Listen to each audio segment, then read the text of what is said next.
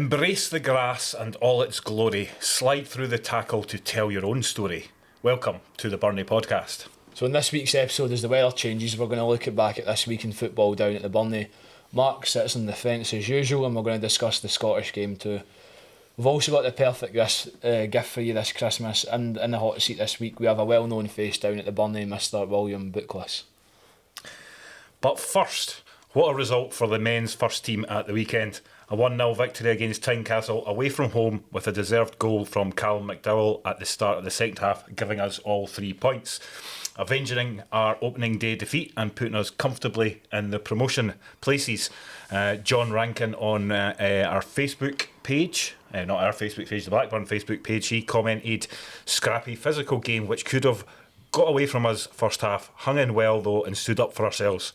How it ended only 1-0 is beyond me. Umpteen chances missed by both teams. Their 22 was a real handful. Another resilient team performance. Well done, guys." So, as a result of this, the first team definitely need you. We're in the promotion places now. We need you guys to get involved, get down the Burnie, spread the word, and let's push for promotion. Jared? No, 100% agree. I think we can see how far we've came for the opening day defeat 3-2 to going away from home and winning 1-0. So I think there's definitely, a massive opportunity there to get promoted, and obviously the first team are going to need as many people home and away as possible. We've obviously strengthened a wee bit as well, bringing in Ben Riley, who's another good. Blackburn player on the East of Scotland Player of the Week. I think he's gone ahead and won it. Or is the poll still up? I'm pretty sure he won it. I think that's 4th or 5th player. So that just kind of tells you, every single week there's people really performing well. So it's good to see. Definitely get down to the games as often as you can. Yes, tickets are available on the day as well, aren't they? How did the 2009s get on at the weekend, Jared? So we won 2-1, but it was a bit of a disaster because a boy got injured in the warm-up and then 2 boys got injured 10 minutes into the game. Oh, shoot. And we already had a low squad for some of the boys being on holiday, so we're down to no subs, but the boys put in a very good shift. We won 2-1 against KSQ. All right, KSQ, they're up in Queensferry, aren't they? They're up in Queensferry. Good, hard team to play against, I'd say. But we've got the Scottish Cup on Saturday against East Calder 2009 as well, so looking to hopefully get some boys back. Is that at the Burnie or is that away from home? That's at home, aye. It's at home, right? Aye, so hoping to get a full squad back for that, or almost full squad. What time's the kick-off for that one, do you know? We are 12:30 kick-off. 12:30. At the Burnie. At the Burnie. Good stuff. What about yourself, Mark? 2011s, we did really well actually. We were against Kirkfield, who won our league last year and beat us in the semi-final of the County Cup. And we'd never beaten them before. I think the first time we played them, they beat us double figures.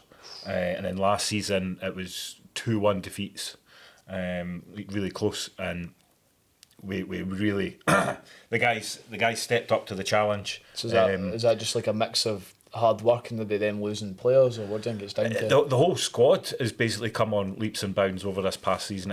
Honestly, it's like just the coaching, and I think the biggest change is their attitude and belief that they can actually do it.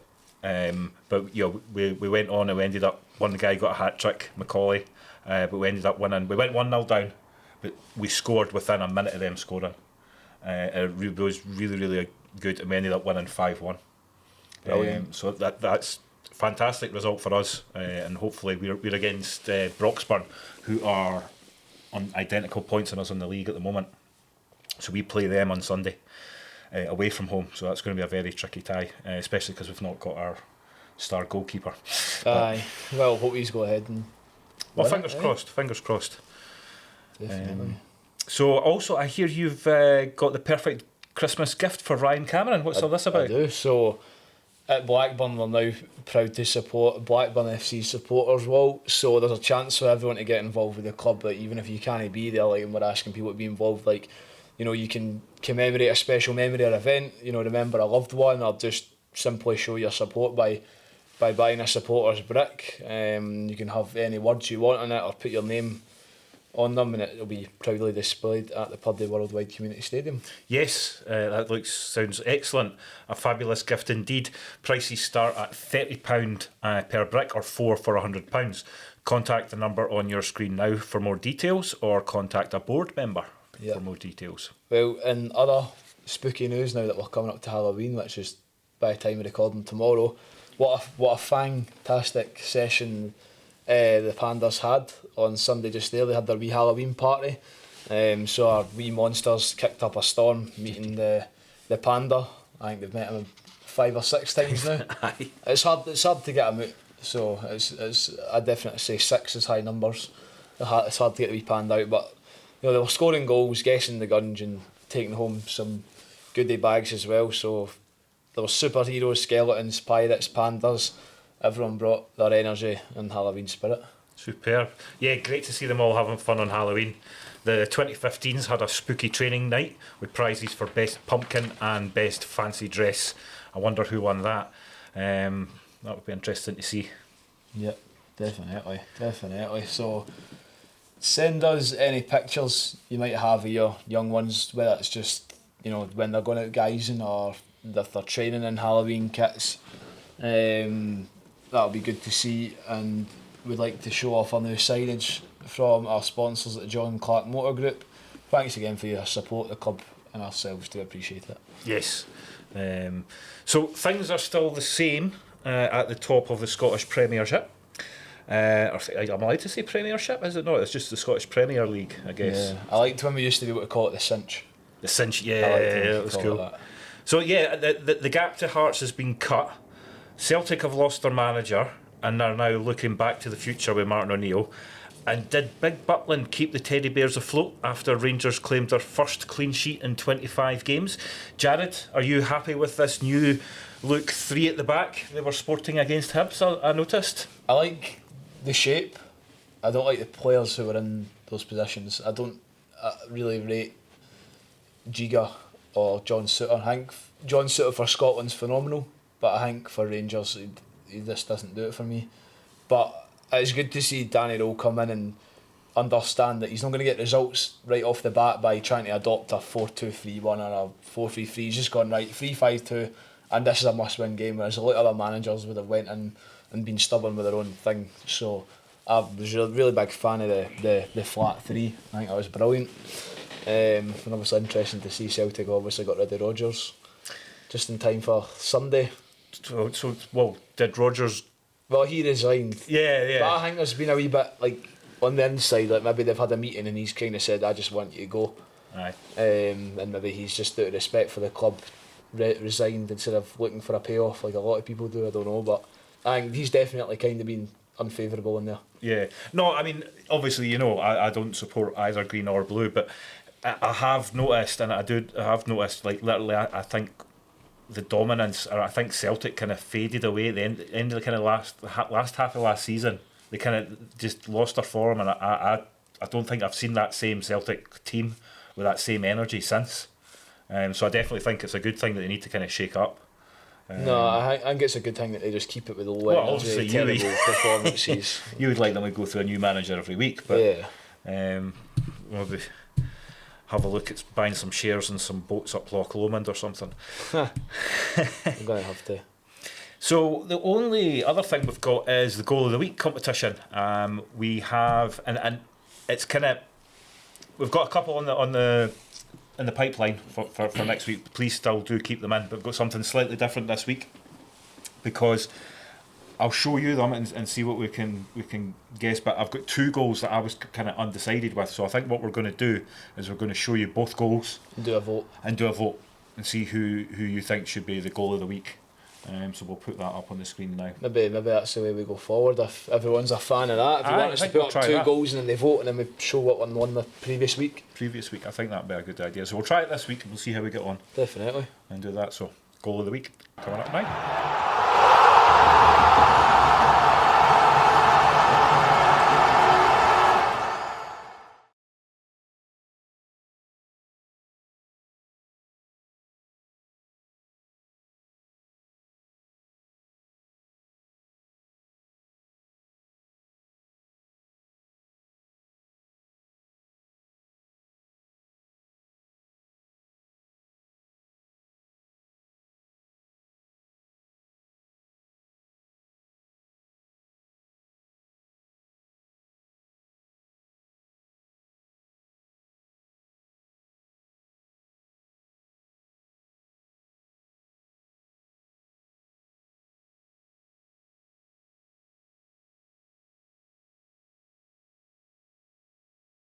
Well, welcome to the podcast, William, or can we call you Bookie?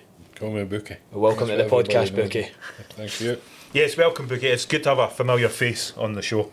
Perhaps for those watching that don't know anything about you, can you give us a quick brief overview of your history with Blackburn before we delve a bit deeper? First real thing about Blackburn was went to Murrayfield Primary School, played alongside John Brown, played with Rangers. Bomber. Bomber. Yeah, and his brother. A couple of other boys, Derek Rankin, Andy Johnson, had a decent side at Murrayfield. Then moved on to obviously Blackburn Academy, played alongside Derek Strickland. Had another really successful, well, that was a really successful team. Every year we won everything. The only thing we never won was the Scottish, but we won everything else every year until we left the school. Moved from there on to, ended up playing with Blackburn Juveniles when I was about 17. Won the Lady Darling with them, won a couple of cups with them as well. A couple of boys that you'll know well for their Pose Dixon, he was a goalkeeper. Big Pose does the coaching with the seniors. Yeah. And for there I went to Faltus. I didn't play with Blackburn juniors. Helped him out a couple of times but never signed for him. I wouldn't sign for him. Signed for Falthouse. Manager at Falthouse when I signed was none other than Joe Baker. Played with England, played with Turin, played with Arsenal, played with Hibs. Then I went on to play with my mates, played with Falthouse for 2 years, won the league with Falthouse. Came back and ended up playing amateur with my mates at Blackburn. And that's where I ended up. Played on till I was about 45, and then chucked it. Fair enough, you last a long time to go to 45, eh? Well, aye, I looked after myself. That's what you've got to do. Definitely. Played all the time. And was that kind of like a few goals? And was that kind of like your first footballing memory, like playing football at school at Murrayfield? Or was Murrayfield, it previous? Yeah. Murrayfield, no. Murrayfield, we had a really good side at Murrayfield. You had the likes of David Brown, John Brown, two brothers. You had Andy Johnson, Andy played for Liverpool, ended up at Hearts. His brother Michael, I think he was doing at Liverpool and all. So we had a really good side at Murrayfield. Really good side. And none other than Bookie as well. Well, I played up front with a guy called Derek Rankin, so we did alright. Brilliant, mate. Right. That's brilliant. So was that your position, always your position up front? I was always centre forward. I was Centre forward. No good anywhere else. Left or right footed or both? Both. Both? Yeah. That's why you were so good. I did alright, I did alright. Scored a few goals. And was there any like particular like coaches or that inspired you? Maybe a parent, an uncle, a teacher, anyone that really pushed you on in your footballing journey? I'm related to quite a famous football player, George Graham. Played for Arsenal, Chelsea, Man United, All right. Scotland. Managed Arsenal, managed Tottenham. Aye, so And his brother Tom, he played with Dundee United, and he played with Shotts Bonaccord. I think Uncle Tom won the Scottish Cup with him. Right, so it was your uncle, so it was somebody you kind of looked up to. But my father was always a driving force. Right. My father, every week, every rain, sleet or snow, my dad was there. Didn't matter who I played with, He was there. he was there. Did you have any siblings or did they enter I had a brother, Robert, and I've got two sisters. Right. Was Robert into the football as well, or? He was for a wee while and then he just gave it up. He couldn't quite match your kind of level of excellence. Not so much that, he wasn't interested. He just couldn't be bothered with it, to be honest. Aye. Fair enough. And if you go back to the days of Murrayfield and then moving up into Blackburn Academy and stuff, what was your favourite footballing memory? Winning the Lady Darling. We were Because it's the Darling Cup, isn't it? The Lady Darling's a national trophy. Yeah. Not quite on the level of the Scottish Cup, but The Lady Darling is a really difficult trophy to win. Back when I played under 21, you had to get out your own county first before you played in the Scottish Cup proper. So you were drawn against teams that were local, and we got drawn against a team that got to the final that year, and it was Shots Victoria, and they beat us 3-2 with one of the craziest goals you'll ever have seen. The boys crossed the ball, and the guy's running back out the box, and it's hit him in the back, out the back of the net. Practically the last kick at the ball, to be honest. You'd have been And gutted, they beat us 3-2. Aye. I think if we had beat them, we'd have went on, and they got beat in the final with a team called Hanley-Rowe, who, if you look at your history, then you'll know that Alex Ferguson played with Hanley-Rowe.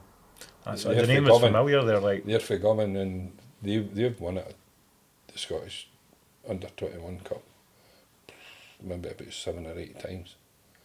But they won it that year, and they beat Shots in the final. But I think we'd have beat them, because I think we were a better team in Shots, to be honest. Aye. Is that due to yourself being up front, or do you think collectively they were? That season, I scored a copious amount of goals. I think I was in the 70s that year. Right. I scored 70 odd goals that year. And the guy that played up front of me was a guy called Eric Burton. And Eric must have scored the same. He must have scored maybe 65, 70 goals as well. But we had boys all over the team that could score the goals. We had two of the fastest wingers that played up with us. A guy called Rob Crenler, who played with Blackburn, Robert Crenler, and we had another boy called Gordon Dillon that owned the sports shop in Whitman. Oh yeah. Gordon was like rapid. I'm sure he ran for Scotland in our 400 metres, but the guy was. These two guys were getting to the byline, they were just cutting the ball back, and me and Eric were just side fitting them in. Never scored any foot outside the box when I played with they two. It was just 6-yard line goal. I just staying between the sticks. Just staying between the sticks. Well, when I played for Faltus, Joe Baker was the manager, and that's the best bit of advice he ever says. See the 2 sticks, they don't move. I don't want you running doing into channels and things like that. Just you stay in the middle. He says, we pay you to score goals. Just you stay in there. Well, that's a very good bits of advice. I mean, I think I heard as well, Carlo Ancelotti said that to one of the Everton strikers, Dominic Calvert-Lewin. Staying between the 6-yard box, you're a striker, and then you get the result of that. So it's obviously something that's quite been throughout the years. It's something people have agreed with, and you don't fix what's not broken. Well, my philosophy was I couldn't do what certain people could do. There was boys in there that could play football. I was only there to score a goal. Anything in the 6-yard line, 18-yard box. If I got 10 chances, I reckon I could take 5 of them. That's a 50% conversion. So that's brilliant. what I looked at. That's what I looked at. So how much do you reckon the game's changed then for those days? Massive. The game's faster. Right. The game's faster, more technical. It's miles in front of whatever I played with. Don't get me wrong, I played with some really, really good football players. Best I played with Derek Strickland. Right. Stonyburn. Right. Football player, that lad he was. He was captain of Rangers reserves, and he was only he was still at Blackburn Academy. Right. Quality. Wow. Quality. The only reason that Rangers got rid of him because he married a lassie called Margaret McAloon. He was a Catholic. So you're going back a long, long time for that. I'm going back a long time. And was there any? So obviously that's a story that, was there anything else in the way back then, that would stop people from playing football, or anything that? I was brought up in Blackburn, and we learned our trade doing the garages. And I played with, I think the best player I've played with out of Blackburn was a guy called Donny Newell. Donny could do everything, but he had no pace. He could kill you, he could beat you, he just had it all. The only thing he couldn't do was run. But he was a football player. The football players that I've seen coming out of Blackburn, Peter Walker, What a football player he was. A guy called Kenny Campbell, different class. Young Kenny McCormick, different gravy. And a guy called Ramey Hardy. Some of the football players that's come out of Blackburn's frightening. And do you think nowadays, technology has kind of stunted the growth or stunted some of these professional people because they're too busy playing computer games and stuff? Like you say, technology's killed it. Aye, because you like you say, you learnt your trade in the garages. There was no going back to play FIFA on the computer or whatever. You were outside. You played about till the street lights came on and then went home. Donny Newell's father, Andrew Newell, God rest him, Tico's uncle, grandfather, Tico's grandfather. Right. He wouldn't let us go home until he won. We used to have to, I'm not joking, my father and mother doing the garages at 11 o'clock at night and we're playing. And some of the boys, his fathers had done their headlights on and that. And to keep you playing. What we had today is we had the garage was your goal. And then maybe about 20 hours playing, so there's 10 on that side and 10 on this side. And if you got 3 goals against you, you were out. And old Andrew wouldn't let us go home until he won. Brilliant, I love that. And what time were you out till? About 11 o'clock at night. That's class. And do you think, like, back then, like, do you think football was, like, quite a universal thing for all the kids? Because, like, see, nowadays, like, have a look, like, there's, some kids out, on bikes and scooters. There's maybe kids playing basketball. Maybe back then I kind of get the idea that it was just football and everyone was kicking footballs off the curbs and walls. We had a right rivalry in Blackburn. We had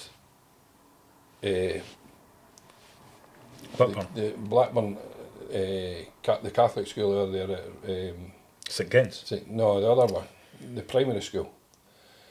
But you've got to look at Our Lady of Lourdes. Our Lady of Lourdes in Murrayfield was like World War III. But we were a better team in them at my age group. But the year below us, we had guys like Alan Irvin and the boy Ban and things like that. They were outstanding. But then you had the other side of the fence where you had Mikey Johnson, John Brown, a guy called Davy Wilson. Phenomenal football players. Wilson was different class, He could have played with any team in Britain, this laddie, but got to a wee bit of bother. That's part and parcel of being brought up in Blackburn, though, I guess. I mean, I would say the two coaches that I can remember was a guy. Well, when I played, it was Kitty Donegan, Alec Donegan. He was our manager when I played with the under-21s. But then you had Tam Shaw and the laddies that he brought through. They got to a final of the Scottish Cup and they got beat. And the guy who beat them, it was a team, but they were for Falkirk, and Kevin McAllister was the main man that played that day. And he scored a couple of goals and killed them basically. But they had, what a team they had. They were quality. And then they had a 5-a-side team that went and won the British Championship. All right. Alan Irvin, Laddie Ban, wee Figgy, laddie Alec Keenan, and a couple of other boys. But what they went and won that 5-a-side. 5-a-side. They won the Scottish at Meadowbank, and then they went away down to England and won the British. Superb. How do you think the dressing rooms have changed over the years? Because, like, see now you walk in, there's there's tunes, the boys are putting tape around themselves and things like that. What about back in your day? Nothing like that. Went in, got to tell the team, got strapped, but didn't get my ring. The under-21 team that I played with, we had some fantastic nights. We were really close together, really close knit. If one was struggling, The other one would pick the slack up, yeah. They were on about it. But nowadays, and they're playing the boom boxes, man. How can they listen? See when Andrew Meakin goes in there today's team talk, half of them will not be able to hear him because they'll be tone deaf for the music, and the music's crap. It's murder. I think it's Andy that sticks it all in on the iPad, so I need to hear a chat with him.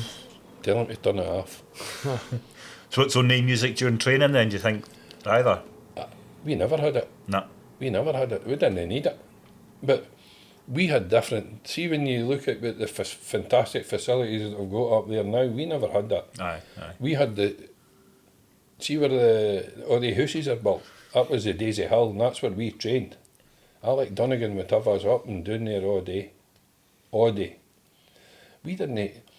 The tactics in the game weren't there. We didn't have tactics. You just tell to fight and We had 4-4-2, get in about it.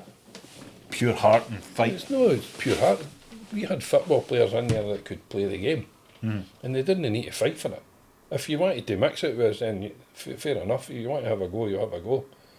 But we were great believers, and all the teams I played with in Blackburn, we were great believers that if you're not coming here and doing what you want.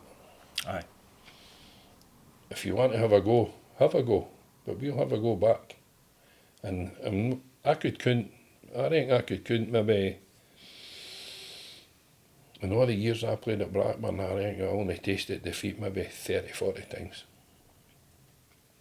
And I played a lot of games. Aye. Nobody came here and shoved us a bit. Aye, there's still that reputation to this day, though. Well, that reputation, I think, kind of kills some of the laddies. And no so much them, but I think that people think Blackburn's a deprived area and there's no good football players in Blackburn, but I can assure you, up there, riddled with them. There's some cracking players up there, really good players. See the Smiley's under 20s, I think they'll win a lot this year. Aye. Honestly, they. And I go and watch them religiously. And I've been no well this last couple of years, but I love going and watching them. I think a lot of teams spend a lot of money to get good football players. And the way things are going up there now is we're breeding them. Well, that's the whole point. It's like we're trying to make it so that we've got a full pathway and we're developing the proper players.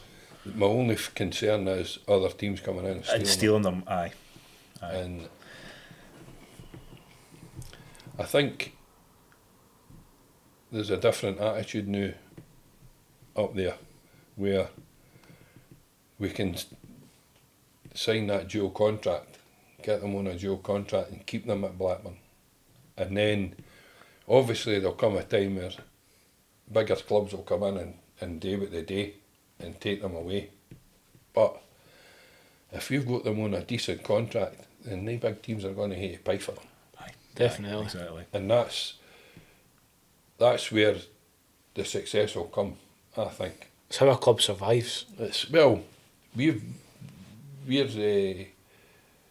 We're no blessed with loads of money at Blackburn, but what we have got is we've got a fantastic community club up there, and see the people on that community committee, unbelievable. Some of them should be. See when you see all these guys getting knighted and that, some of them up there could do with that. Aye. See the lassie Campbell, Angie Campbell, and that, unbelievable. She will only come on the podcast, so we'll do the meeting after she comes on, but she won't come on the podcast. Unbelievable. Well, it's just a selfless act, and that's what being part of the community is all about. It's helping out everybody else.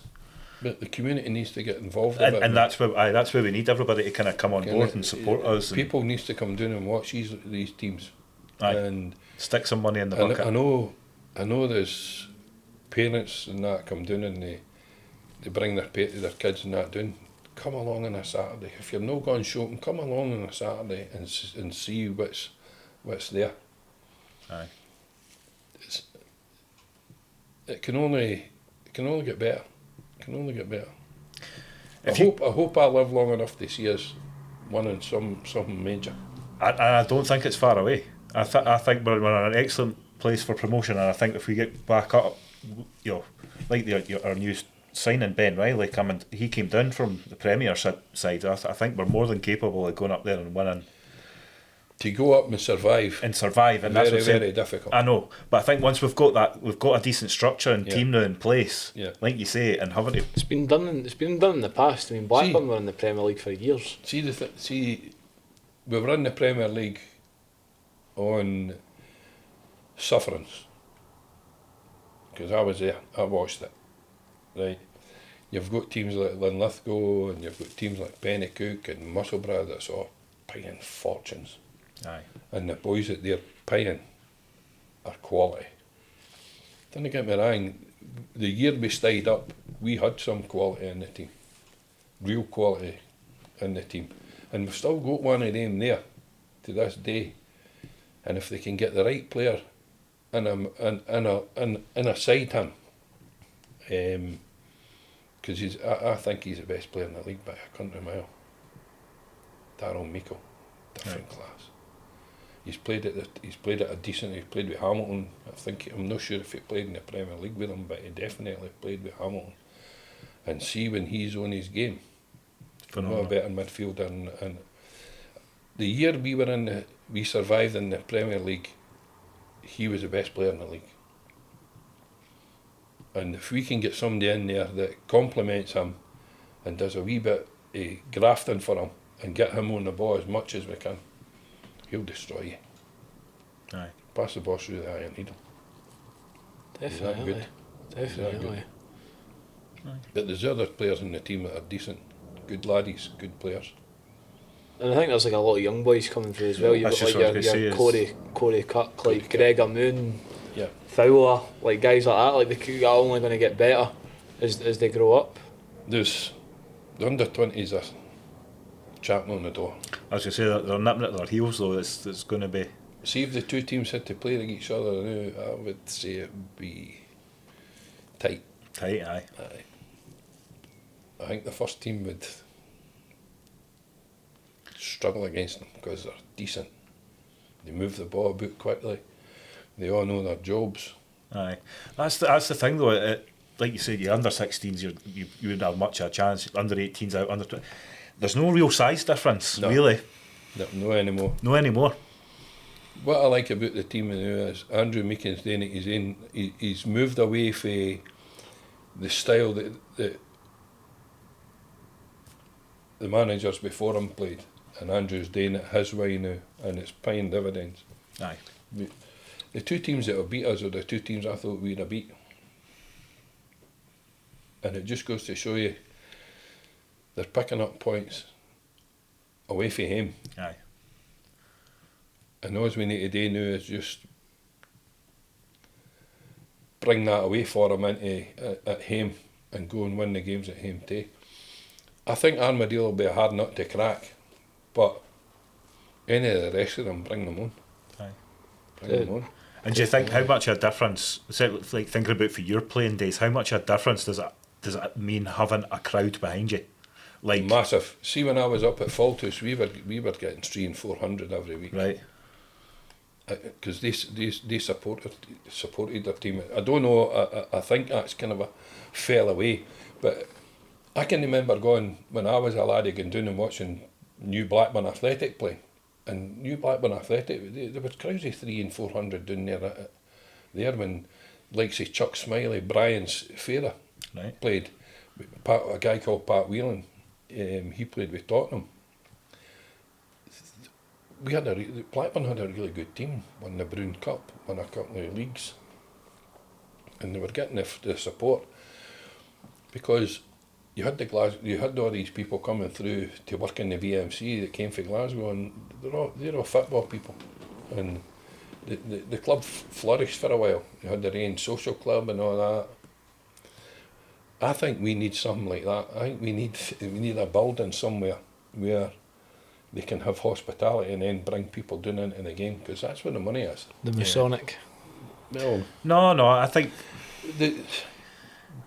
if they could get something aye. in place and maybe move the stand round to the side and put something in place there where you could have a bar. You could have, like, maybe come in, get a plate of soup, Like steak the one pie. down at the volley, in a way. Not so much the volley. That'd be like wooden hut at the side. No, even like what Broxburn have got, like, you know, the upstairs, Aye. they've got their kind of Aye. lounge and stuff like that. I think when the architects designed where the changing rooms and that, I think they could have Accommodated bigger. something, aye. I think they could have made it bigger. Definitely. Well, going back to you a little bit, I heard, again, we've always got good researchers on this podcast. I've heard that you had to run away for a match one time. I did. You want to dive into that? Aye, I was a bit naughty on the Friday night, and the law were looking for me, and I was playing for the Blackburn Miners football team on the Saturday, and a policeman came and said to me, "Right, you come here. You'll need to catch me, big man." So I bolted, and the under 21s were playing on the middle park, and I ran across there, and the ball came across, so I just stuck the head in the ball. I went into the net and I just kept running. Did you manage to get away? I got away, I got away, but I had to go and down and speak to them on the Monday morning. Aye. We must point out we don't condone any kind of this activity. If the police ask you to stop, you stop, right? Well, that was back in the day, though. And the policeman that chased me ended up with a nickname, Fast Eddie, because he couldn't catch me. And what was the reaction like on training on the Monday? Just laughing. Just laughed. It was just one of the things. It was a wee bit of a scuffle at the taxi rank in Bathgate, and somebody got a slap. And it ended up going crying to the police, so it's one of the ones. I'll give you that. Bathgate's a wild night out, so I'll give you benefit. Back in the day, it was just nuts. Oh, you'll remember the old Dreadnought as well, I guess. Aye. Definitely, aye. Definitely. I was never in it much, but I know it. Aye, at the back was. But back in the days, the taxi rank was always full. Aye. See, when you stopped playing football, what did you immediately start doing? Did you go into a wee bit of coaching, or were you always kind of wanting to be a committee member? Or? I did a wee bit of coaching, and I taken Gavin Wallace, and I coached them. Gavin Wallace, Derek New, and Malloy, and them. We had a good wee team, but we played a team in the Scottish Cup for Kirkintilloch, and the first game was postponed because the park was flooded. So right, okay, and it got postponed the second time, even though myself and the other guys that were looking after it, Big Joe Gibney, were Gibney's father and that, we worked on it. We got sand. We got Peter Muir for the Armand Inn. He gave us money to go and get sand, and we sanded all the pitch, and the pitch was fine. And they were missing a couple of players. So they didn't want they didn't want the game on. So, back in the days, if the game was cancelled twice and it was a Scottish Cup tie, you had to relinquish home advantage and go and play them. So, they booked the AstroTurf outside Broadwood, and we played them there. And we battered them. But right before the end, I don't know if you know Ian Fennell, goalkeeper, good lad, good goalkeeper. Their centre forwards run round Fennell and tried to put the ball in the net, and Fennell scooped the ball out of the net, and the boy booted him in the face. And Fennell set about him. And I mean, myself, Joe Gibney, and the referees tried to pull Fennell off this guy, and we couldn't get him off him. Shoot. So. And when you see red, that's you. We actually went to the meeting, and we just called it a day, because they were looking for blood. Aye. And even though the boy did the damage, it's... he ended up worse for wear, and the boy was taken to hospital. Wow. And we just said, right after it, enough's enough. We're not having that.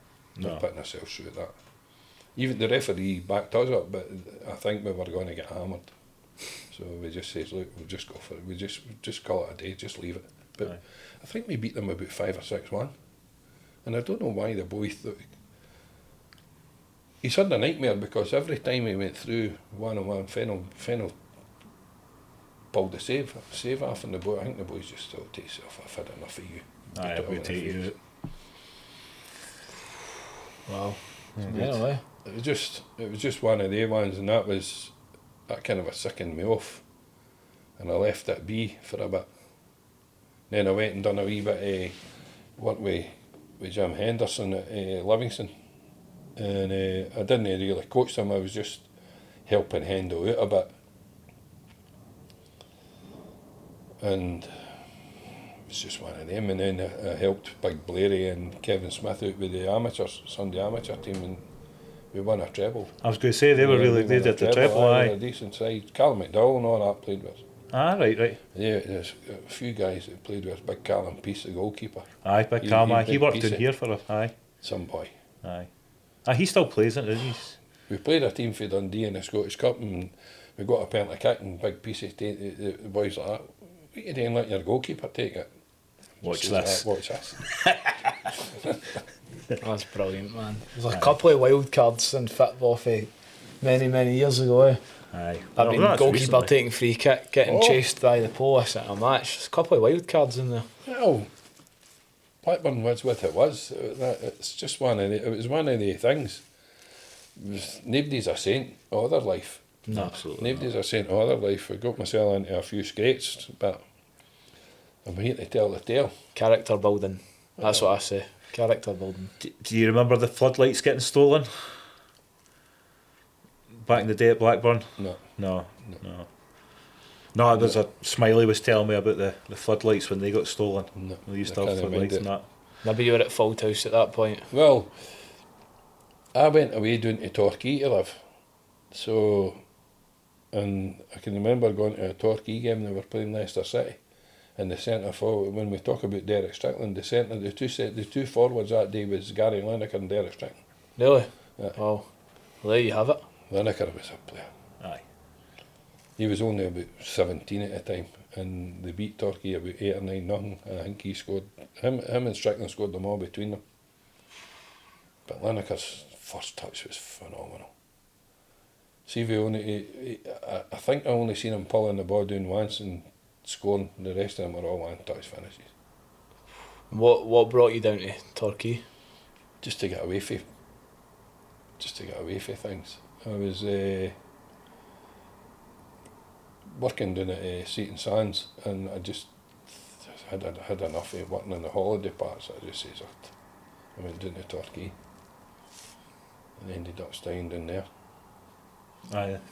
Our own Riviera down there. It's really nice down there. It's lovely. It is. Lovely. I was down there May this year. My nephew, he got married down near Poole, and we all went down to the wedding, and I said to my missus, I said, come on, I'll show you where I lived. And we just jumped in the car and went away down to Torquay for the day. Oh, brilliant.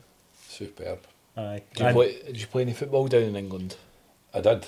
I had a few games down there. When I went down there, they didn't tackle for the back. I'm not kidding you, man. I thought this is different class. Because I was able to just, for some reason, they didn't get close to you. It was all kind of standoffish, like compared to our game, but it's really. So when I tell you about me and Kenny Campbell went down there, and we ended up playing with one of the local amateur sides and won a few trophies and that down there too. But Torquay itself was what a place to live. What a place to live. It was a good crack. Did you go back? Down to Torquay, would I go back? If I had the money, aye. Aye. Oh, It costs a fortune to live down there, boy. I was down there last year, and that's what the impression I got. Like you said, it's our own Riviera, and it was just all the nice cars and everything along the front. And We lived in me and Kenny we shared a flat, and we had a manicured. The people that owned the building, they kept the gardens thing with, and I had a hammock between two palm trees, and if it was too warm in the house, I went down and slept in the hammock. absolutely. Quality. Yeah, man. Oh, it was good times. And see the 80s and the 80s and that doing the Torquay was phenomenal. Fair enough, man. Oh, that's brilliant. Torquay's a lovely place. You don't realise, but it is actually a lot warmer down there as well compared to up here. Massive. Like, I can mind Kenny's man Dad coming down, and my mother and father coming down. I think it must have been about October time. We had a barbecue in the garden, roasting. Aye. Oh, superb. That's what you're after, though.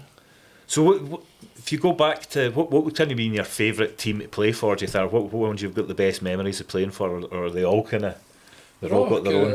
I've had good times with it, but I would think that the time when I played with Blackburn Miners was my most favourite team. Aye. I played up front with a guy called James Cokie Smith. Cokie passed away recently, but me and him were just. I would say he was my left leg and I was his right leg, Just and I clicked. knew exactly where he was, and vice versa. Aye. And vice versa. I had maybe 10 good seasons. Me and him played with each other for about 10 seasons, but that was a really good side, the amateur side. We done really well with them and all. Really good team. So obviously you talk about playing with like Derek Strickland and John Bomber Brown. What do you maybe think took them to where they went to compared to when your journey stopped? Strickland was class. Strickland had everything. Derek Strickland probably could.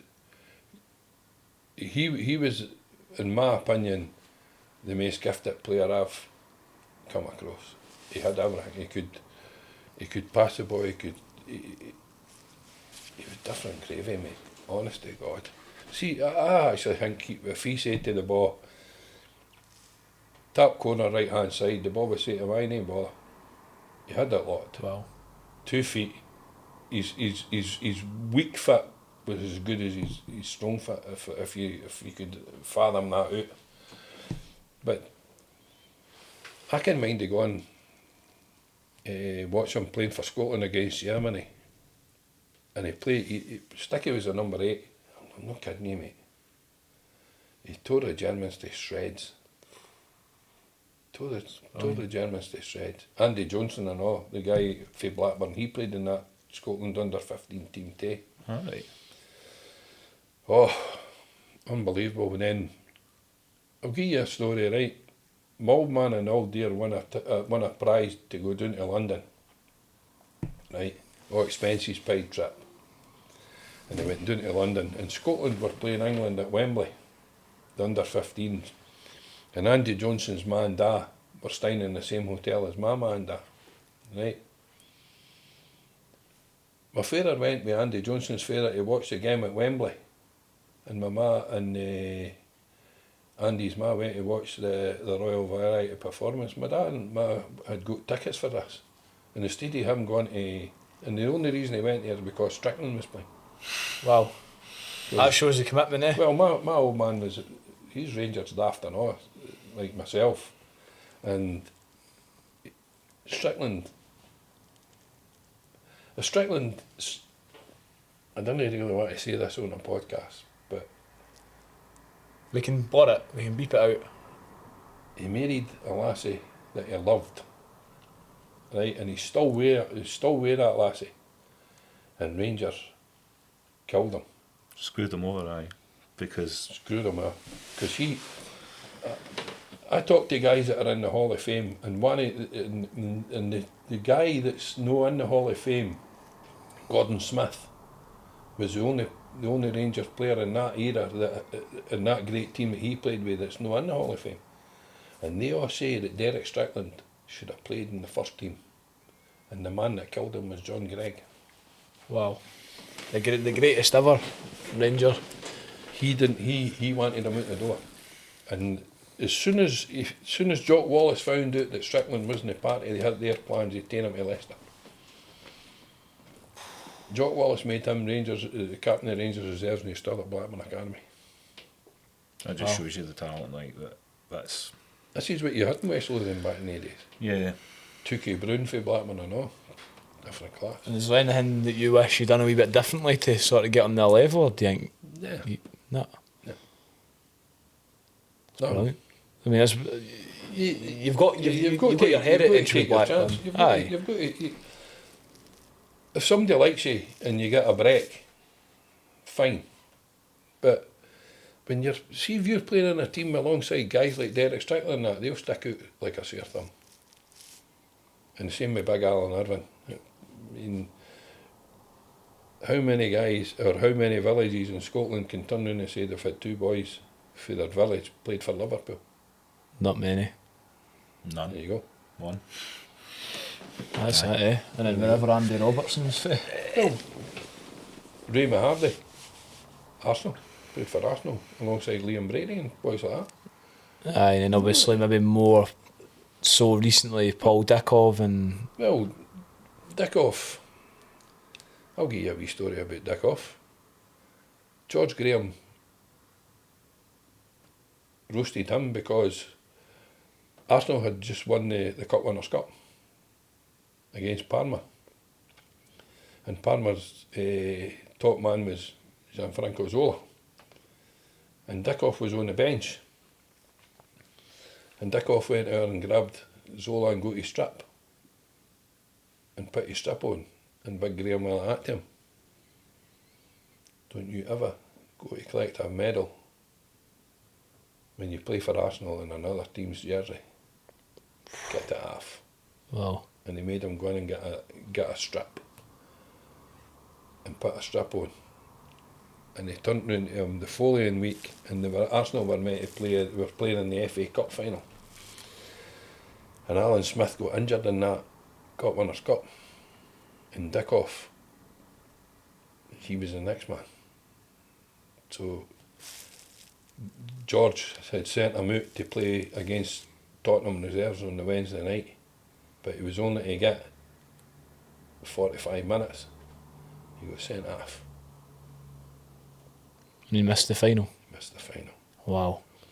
And George said to him the following week, I need you at Newcastle. He says, there are tickets, get your family down. Dickoff's family and all that went down to Newcastle expecting him to see him playing for Arsenal, and George Graham said to him, just you go and sit with your man down. That was his punishment for getting sent off. That's horrific. That's brutal. That was That's old football. school, aye. That is old school. That's old school and that's football, aye. Quite right. Shall we finish with some quick fire questions then? Going in. So we do it? Aye. Yeah. Well, on you, Mark. Best player you've ever seen at Blackburn? Peter Walker. Peter Walker, okay. Funniest player you've ever played or coached? Gavin Wallace. Aye, I'll give you that one. I'll give you that I'll one. give Favourite park you've played at? Favourite part? Or venue, stadium?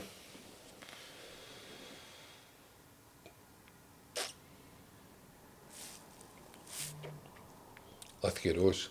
Aye. Because when I played with Faltus, we always beat them. Pre-match ritual, have you got any? None. None. Very No old school. no Very old superstitions or anything None. like that? Nah, none at all. Favourite player of all time? Doesn't have to be Scottish.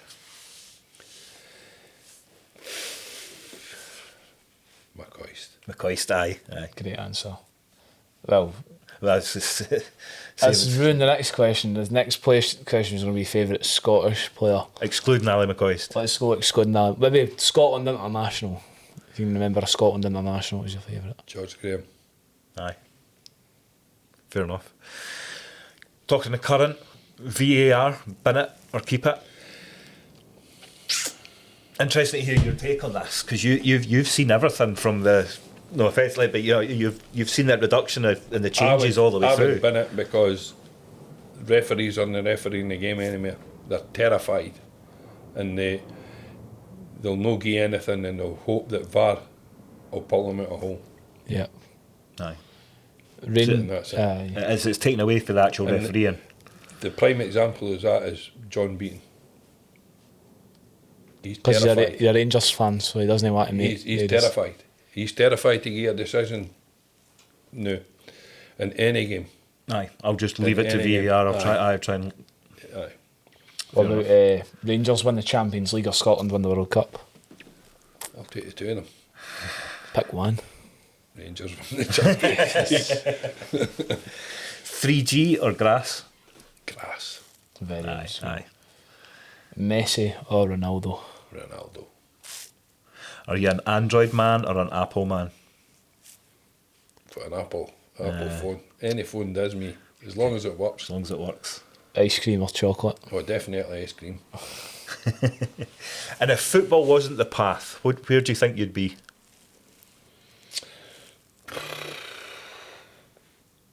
I don't know. I can't imagine my life without football. Aye. I did run the Edinburgh Marathon. That was fun for about 20 minutes. And then you're like, why am I doing this? Yeah. Aye. Fair enough. I can't get with the running either. It's you got to run for a purpose, for a ball or something. Not just. Well, I ran because my father died with cancer and I wanted to. Kind of There we do it in go. his honour. Aye. That Well, was my goal. but that's been brilliant having you on, Bookie. Some good stories, mate, and some funny ones too. So I've enjoyed it. Thank to be you, honest. thank I you was for a bit coming on, nervous mate. at first, but I've enjoyed it. No, but just one last question for me. If you could change one thing at Blackburn, what would it be?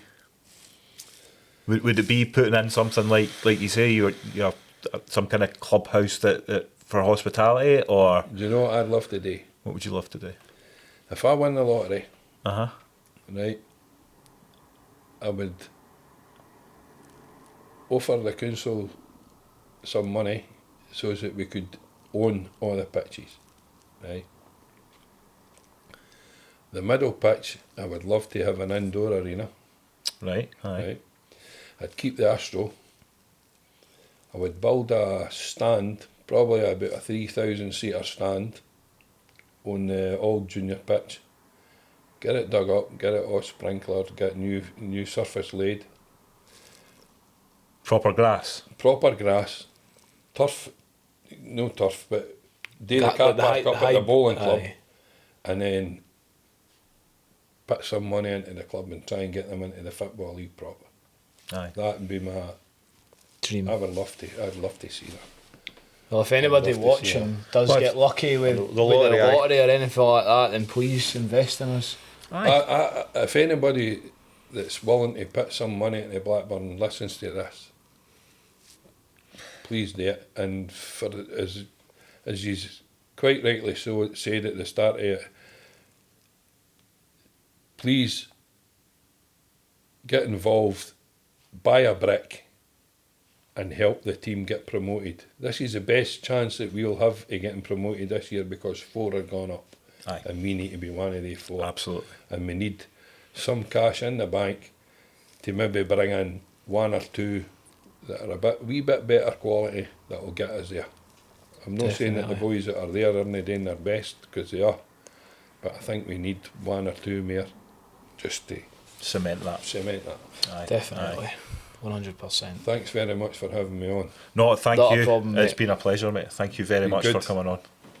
Thanks very much for watching, guys. We'll see you all next week. We have no idea who we're going to have on, so that'll be a surprise. That'll be a very big surprise, but we look forward to seeing you next week. Cool. Thanks for getting, guys. We'll see you all next week. Bye.